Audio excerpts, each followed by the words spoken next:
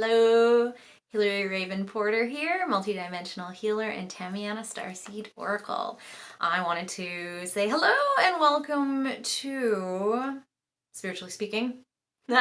We are in the 5th dimension, so we're working our way through the 12 dimensions. And we are in number 5. Number 5. So we're talking about the plane of light, and this is the heaven on earth. So last video was the 4th dimension, which was all about the collective unconscious. So here we are talking about the collective consciousness, right?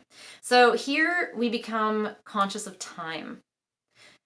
Conscious of time as an illusion. So we realize that this construct of time, it's man-made created. We understand that we can affect time. You might have experienced this on days where you are sitting there and you're working on something and you're just like, oh, I must have been working at this forever. And you see everything maybe that you've created. This happens to me a lot when I'm painting and I'm like, whoa, look at all this. And I'm like, it had to have been a couple of hours. And I'll look up and it's been like 20 minutes. Or you get a whole bunch of stuff during the day and you're like, how did I get all of that stuff done? Whereas on another day, you could be like, oh my goodness, this is taking forever. But it's the exact same thing that you've done before in the exact same way you've done it before, or close to. Approximation, everything. Nothing is exactly always the same. And so we have this happening where we're already affecting time, right? There's also that, I want to call it skip tracing, but that is not the right word, where you're walking and you're just like, how did I walk from there to here in one song? Like if you have your headset and you listen to music, you're like, how did I get from there to here in one song or 2 songs? That makes it like 10 minutes. If they're average length songs. You're like, that's like 10 minutes. There's no way that should take me half an hour, right? It's because you're doing that time warp, that shift.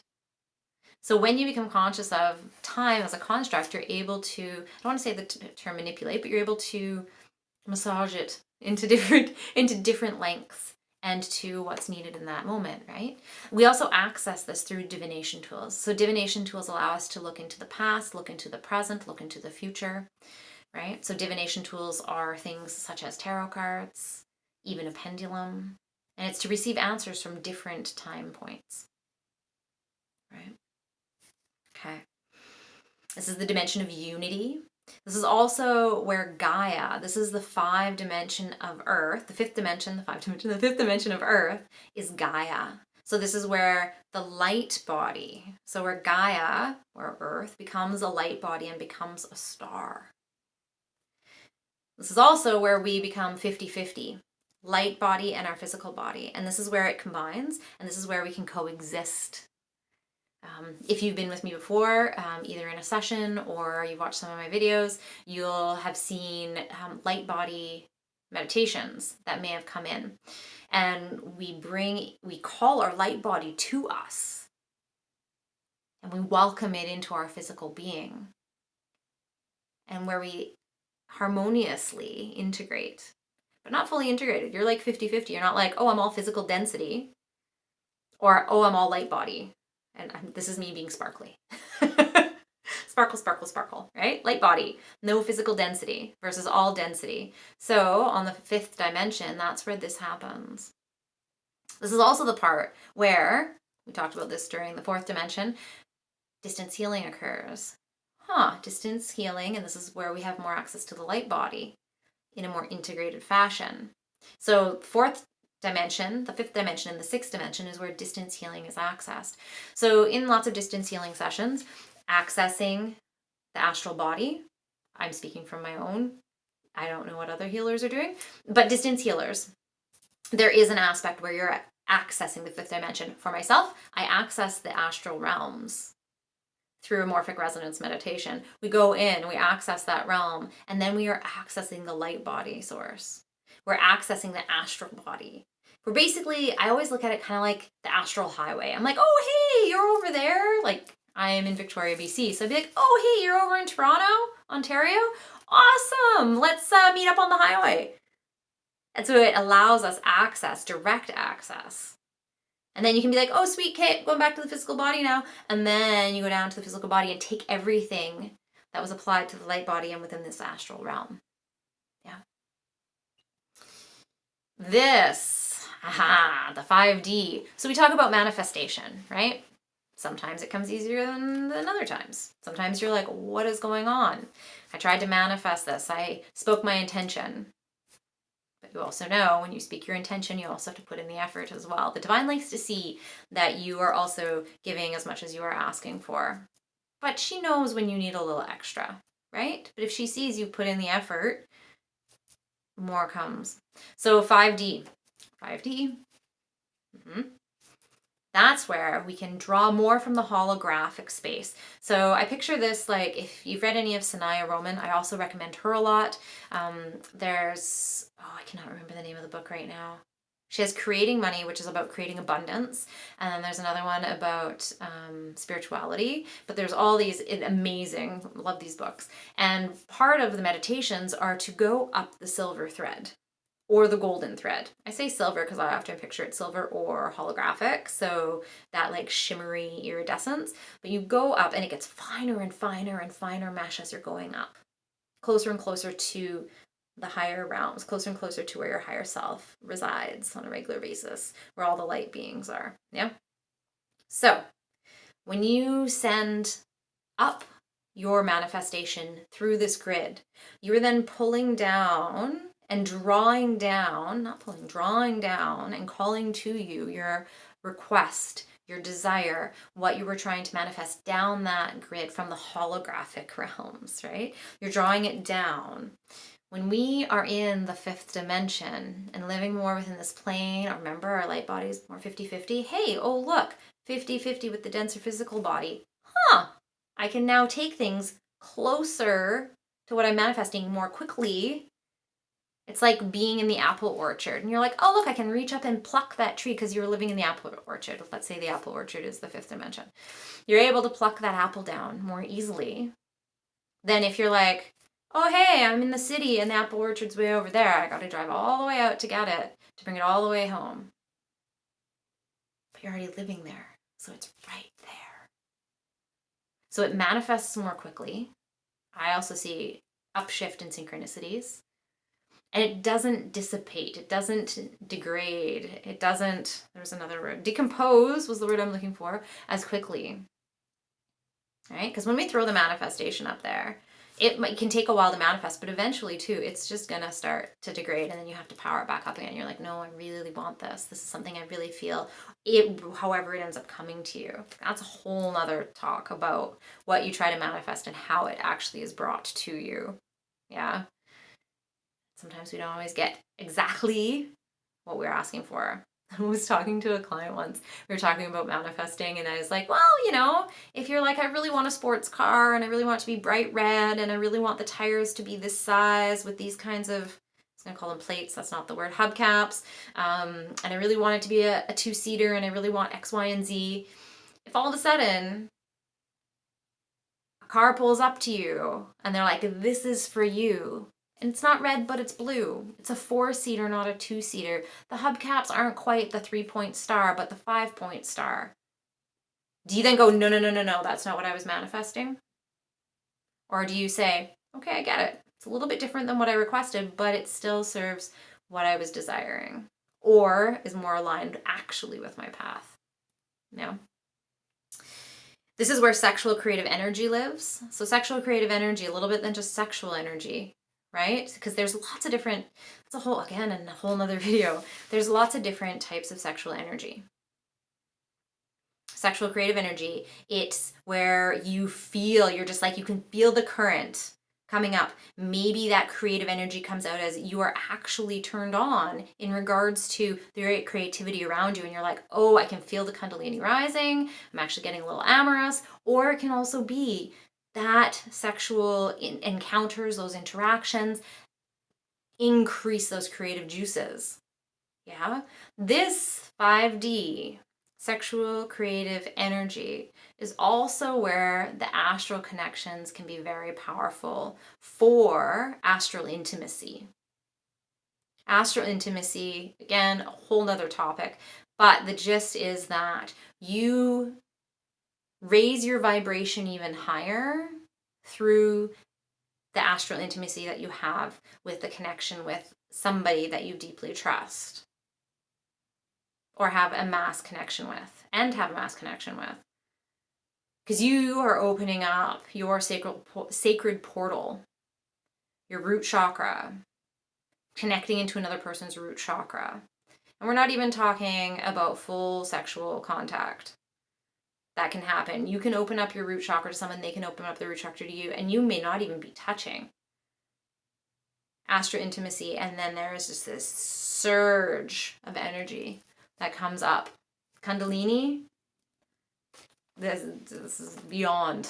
It is Kundalini, but it's a very intense experience, out-of-body experiences, mass connections to the divine and higher self, visual, lots and lots of visual messages, physical messages, actual body physical shifts occurring, where you look in the mirror, you're like, that does not look like me, because things have elongated or widened or shifted position.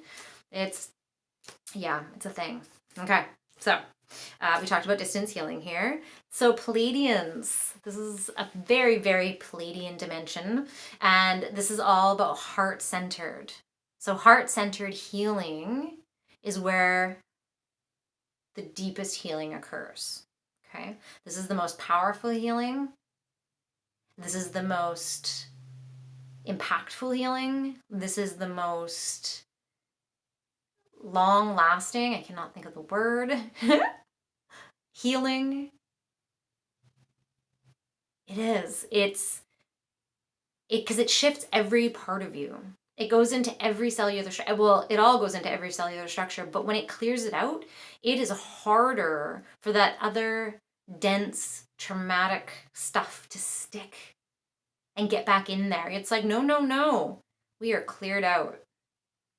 Thank you. Don't come again. We're good.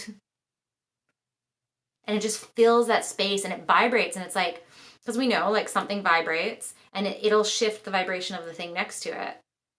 And that's no different. I keep picturing the cells becoming hearts, like crystalline hearts. And then it's like, oh, and then the next one. So if you have like this black mass here, and then all of a sudden it just like takes over, and now this one becomes the crystalline heart. And that one becomes the crystalline heart. But it's not as easy once that becomes a crystalline heart for this denser to come over and be like, oh, hey, let's change you and then change us back to the mass. No, it's harder. This crystalline heart is solid. And the Pleiadians are all about this heart-centered healing. Tamiana crystal healing is huge. The light codes are huge. And it's all a heart-centered space. Even esoteric acupuncture, which isn't technically Pleiadian, but it's all comes from a heart-centered space. It's powerful medicine. Esoteric acupuncture, speaking of, access to the fifth dimension, there's a grid called the Wei Qi grid pattern. And what it does, it's over 30 needles. Small needles, still 30 needles. So it is activating, it is opening you up. It actually will take your light body and you can see your astral body, your light body coming up and off over top. And it's hovering and it's having the acupuncture points put in. And what it does is it activates the wingmaker frequency on the back of the neck and it helps protect. So from any invading pathogen, which includes other entities, which includes our physical realm, so bacteria, viruses, all of those things, it helps strengthen the Wei Qi, the healthy Qi, the Qi to protect you from getting sick on the physical and on the non-physical planes. 5D. 5D healing, right? I have no idea where that accent just came from, but yeah. Okay, so this is also where, so near-death experiences. So we got this near-death experience. We got this tunnel that we're going down. That's the fourth dimension, right? But the light at the end of the tunnel is the fifth dimension. And I love the term, the birth canal of the soul. It was on one of the things that I read, and I had to share that one, because that one, the birth canal of the soul, right? Light at the end of the tunnel. And I always picture it two ways. So we have the light at the end of the tunnel.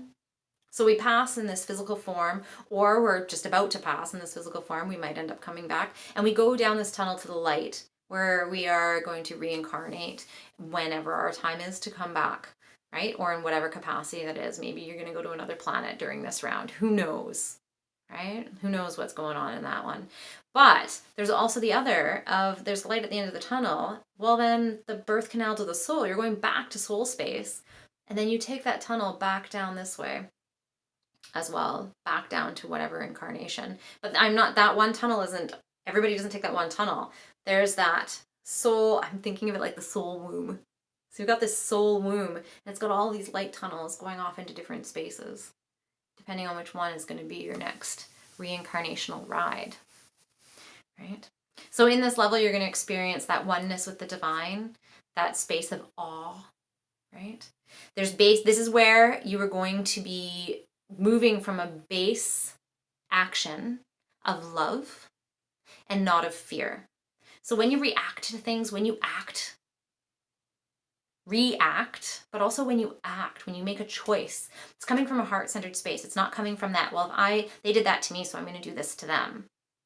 You're doing, you know what? They did that, or I feel slighted. I'm coming back with a heart-centered response.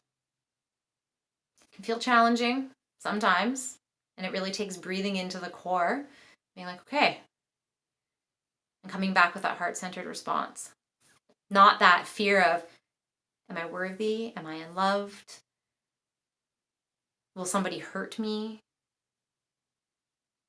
What if? Oh, the what if. The what if. Such a fear-based. What if your actions are based on love? Heart-centered space. Again, heart-centered space. Okay. This is where you can travel by the divine will. This is where you can duplicate yourself anywhere you want to go. We're talking about like bilocating, those kinds of things, where my cat does this a lot. I love our cat. Spirit guide, Mama Bear, Rosie.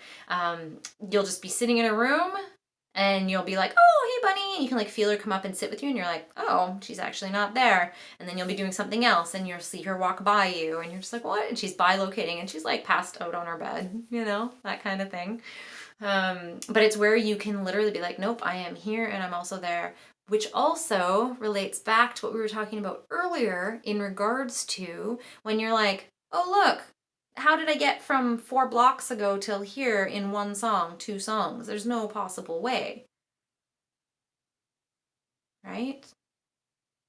4 blocks, 2 songs, that's pretty doable. You know what I mean? There's this distance and you're like, there, that is not. It's because you've allowed yourself to go from whoop to here, right? Okay, there we go. 5th dimension. Next time will be the 6th dimension, which is the realm of geometry. All about sacred geometry, which I'm kind of in love with. I think a lot of people are in love with it for good reason. That'll be next time. If you're looking to connect even further, please take a look in the description below. I have some links for you there on how we can connect a little deeper. Or if you feel like supporting and drawn to supporting the journey, and because with your support is how I am able to continue to share, and I'll be able to show up even more, share even more, increase what I am able to do to share and to help with your awakening process. Okay, so much love and stardust. Sending you love. Lots of hugs. Heart-centered. Okay, I'll talk to you soon and have a most wonderful rest of your day.